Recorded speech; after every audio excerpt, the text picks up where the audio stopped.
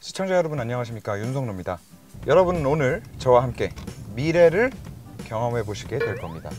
오늘 대단히 많은 내용을 말씀드리진 않을 겁니다. 여러분이 워낙에 많이 지금까지 접해오신 벤츠 E클래스고, 출시된 지 몇 년이 지난 지금 상태에서 보더라도 경쟁사 모델들을 압도하는 이 말도 안 되는 인테리어 디자인, 그리고 외부에서 볼 수 있는 정말 정갈하면서도 깔끔하고 아름다운 외관 디자인, 이런 것들 너무나 많이 알고들 계시기 때문에 오늘은 E53AMG에 장착되어 있는 이 M256 엔진, 다시 말해서 벤츠의 48V 마일드 하이브리드 시스템에 대해서 얘기를 좀 깊게 해보려고 합니다.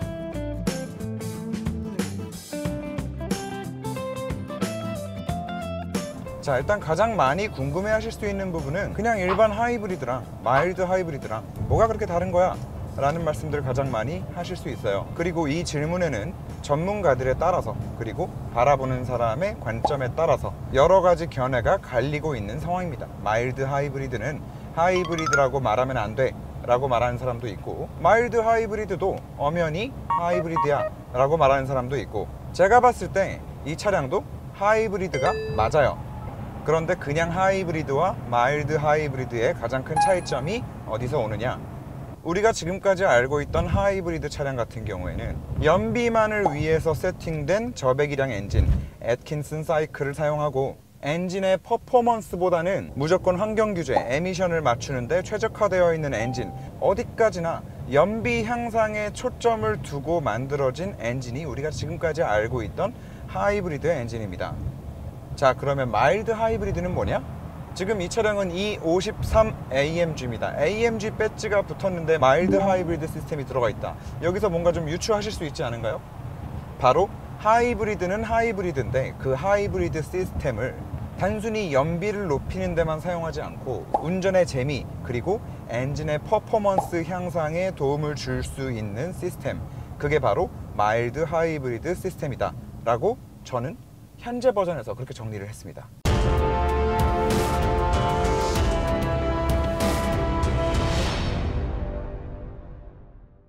사실 이 E53AMG 전에 E43AMG가 있었어요.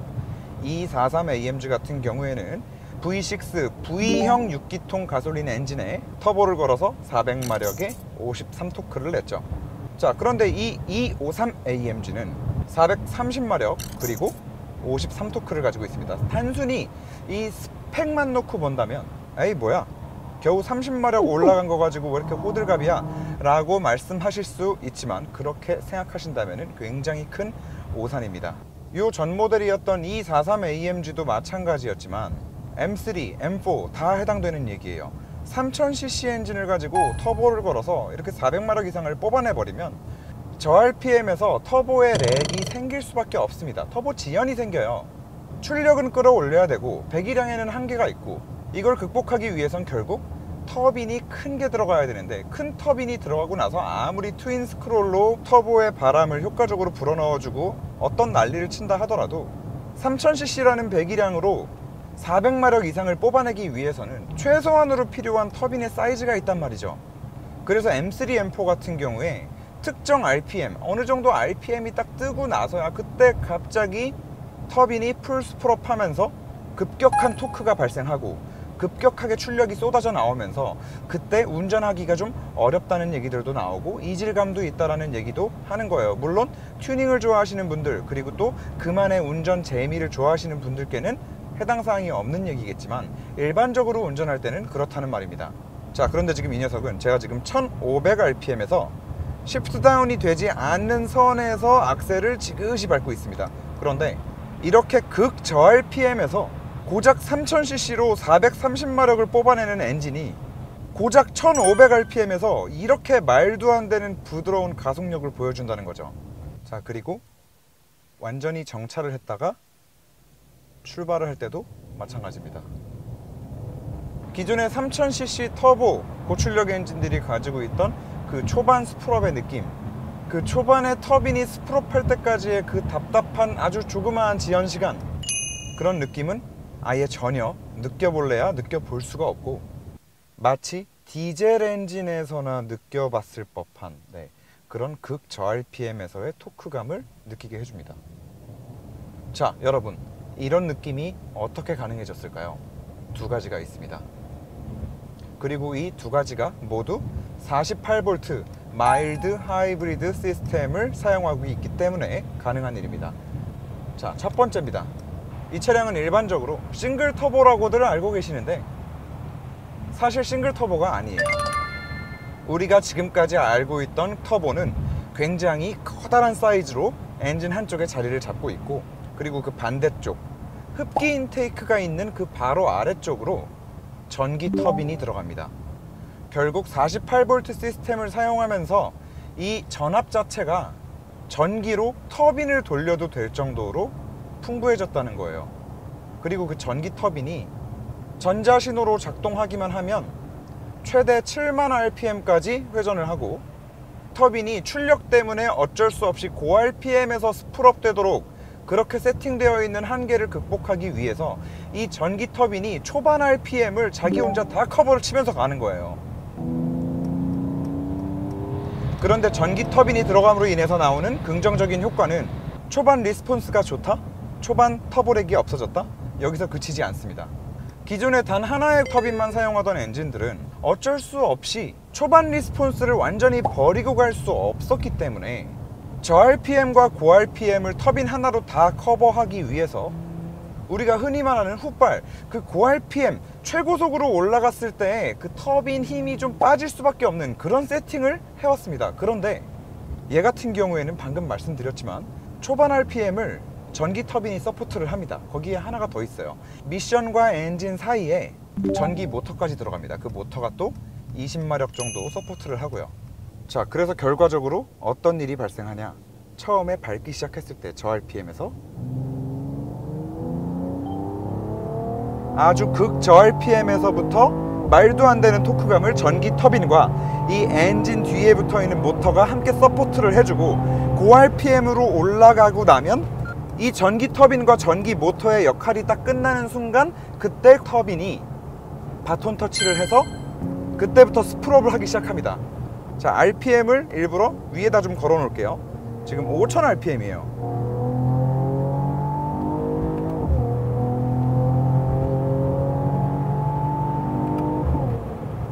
(5000 RPM) 넘어서 6500 RPM까지 얘는 지금 분명히 터보차인데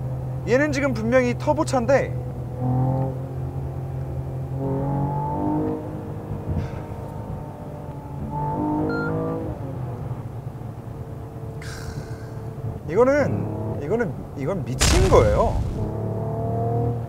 아까도 말씀을 드렸지만 갈수록 심해지는 배기가스 환경 규제를 모두 충족하면서, 그러고도 고출력 차량을 만들기 위해서는 저배기량, 예전에 사용하던 그런 고배기량 엔진들에 비해서는 상대적으로 저배기량인 3000cc 엔진에 터빈을 걸어서 출력을 만들어낼 수밖에 없었던 그런 한계에 봉착되어 있었는데, 결국 그로 인해서 400마력, 500마력이라고 광고는 하지만 막상 타보면 저 RPM에서는 저 RPM에서대로 터보렉이 있고 리스폰스가 느리고, 또 피크를 한번 빡 찍고 나면 뒤에 가서는 또 뒤에 가서대로 고 RPM에서는 또 펀치력이 없어지고, 결국 두 마리 토끼를 다 잡지는 못하는 그런 한계가 있었는데 잡았어요.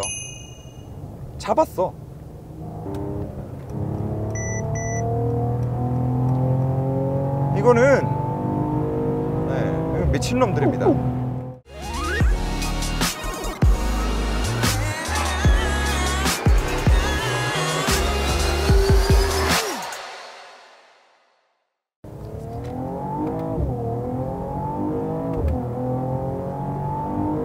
거기에 이 에어소스는 도대체 뭐냐고. 이거는 컴포트 모드에서는 컴포트 모드대로, 물론 AMG라는 기본 특성을 깔고 있기 때문에 어느 정도 하드한 세팅을 가지고는 있지만, 컴포트 모드에서는 분명하게 서스펜션이 범프할 때 그 고급진 눌리는 느낌은 눌리는 느낌대로 가지고 있으면서, 에어 서스펜션 감쇄력을 제일 위에까지 올려놓으면 노면이 살짝만 안 좋아도 너무 탕탕 튕겨서 타이어가 그립을 잃고 차가 밖으로 튕겨져 나갈까봐 속도를 줄일 수밖에 없게끔 만드는 그 정도의 하드한 세팅까지 한 번에 다 구현해내는 거죠. 다시 말해서 에어 서스펜션 특유의 그런 고급진 승차감부터 시작해서 야 이거 무슨 일체형 소스 꼽았냐? 야 이거 뭐 63AMG야? 라고 느껴질 수 있을 정도의 굉장히 하드한 세팅까지, 그 서스펜션 감쇄력 변화의 폭 자체가 일단 확실한 거는 263AMG보다도 더 넓고요. M5 같은 경우에 감쇄력을 조절할 수 있는 범위 자체가 굉장히 좀 넓은데 M5에 버금가는 것 같아요, 서스펜션 세팅이. 이런 하체 세팅이야말로 정말 양의 탈을 쓴 늑대다 라는 말을 들어야 하는 게 아닌가, 그런 생각이 듭니다.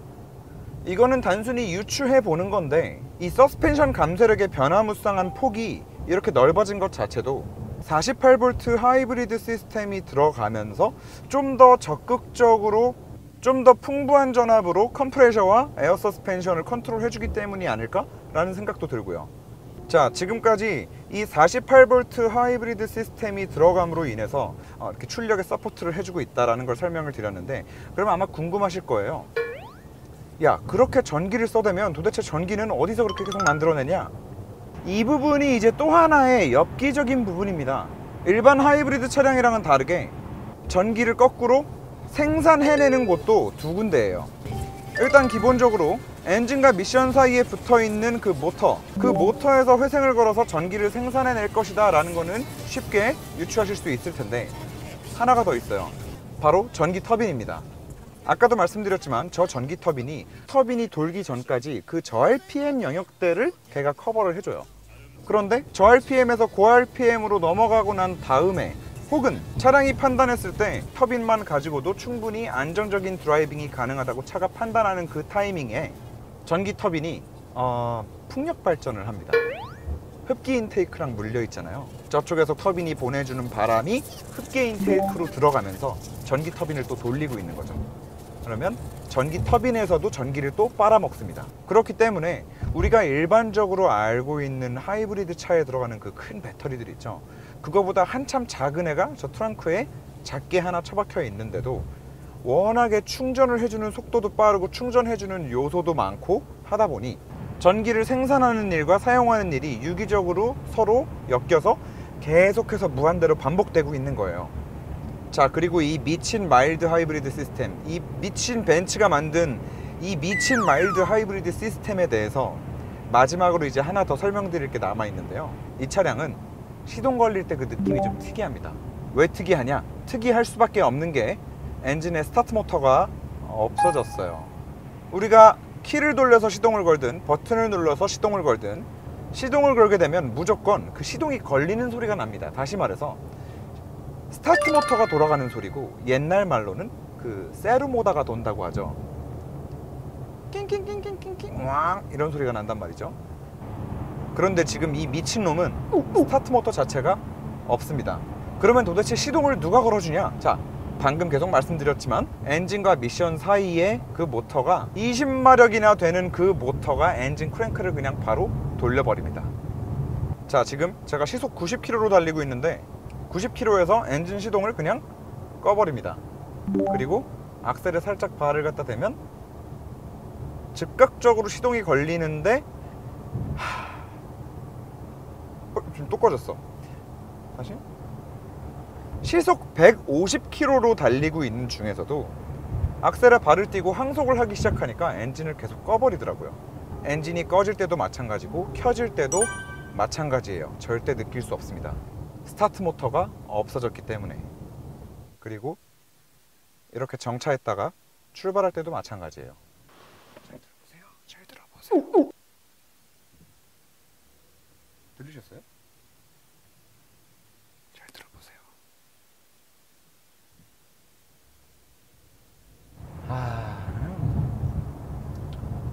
벤츠가 나쁜 놈들이에요.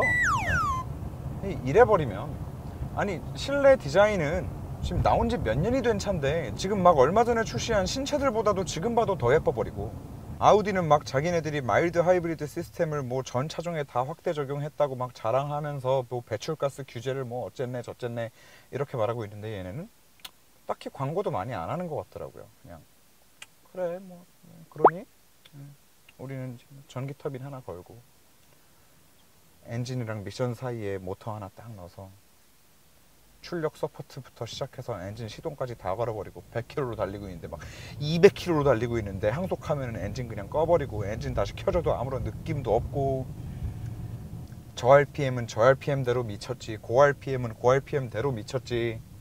이 차 타면서 이런 느낌이 들어요. 이 63AMG와 비교를 한다면, 만약에 저한테 너 263이랑 253이랑 둘 중에 한 대만 타야 된다 그러면 뭐 탈래? 라고 한다면 저는 이거 탈 거예요. 운전도 63보다 확실히 경쾌한 느낌이 좀 나요.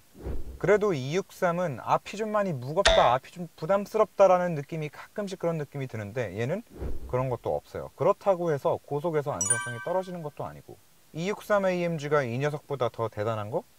직발 가속력, 배기음, 이렇게 두 개. 딱 그렇게 두 개 있을 것 같습니다.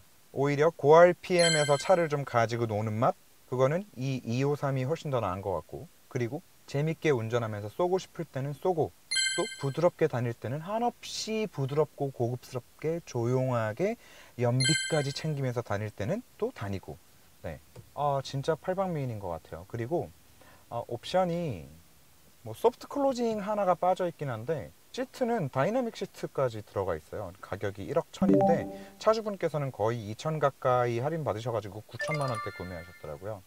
사실 9천만 원대 이런 상품성을 가지고 있는 말도 안 되는 차는 저는 없다고 생각을 하고, 아까 제가 서두에 지금 만나는 미래라고 말씀을 드렸는데, 이건 장난으로 말씀드린 게 아니라 저는 사실 소름이 끼칠 정도고, 그리고 어쩌면 이 벤츠 때문에, 이 시스템 때문에 어쩌면 내연기관이 조금 더 생명 연장을 할 수 있는 꿈을 꿀 수도 있지 않을까라는 생각까지 들어요.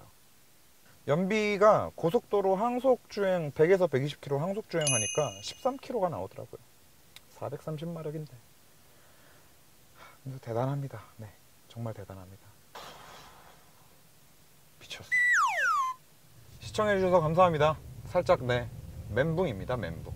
다음 영상에서 또 웃는 얼굴로 찾아뵙겠습니다.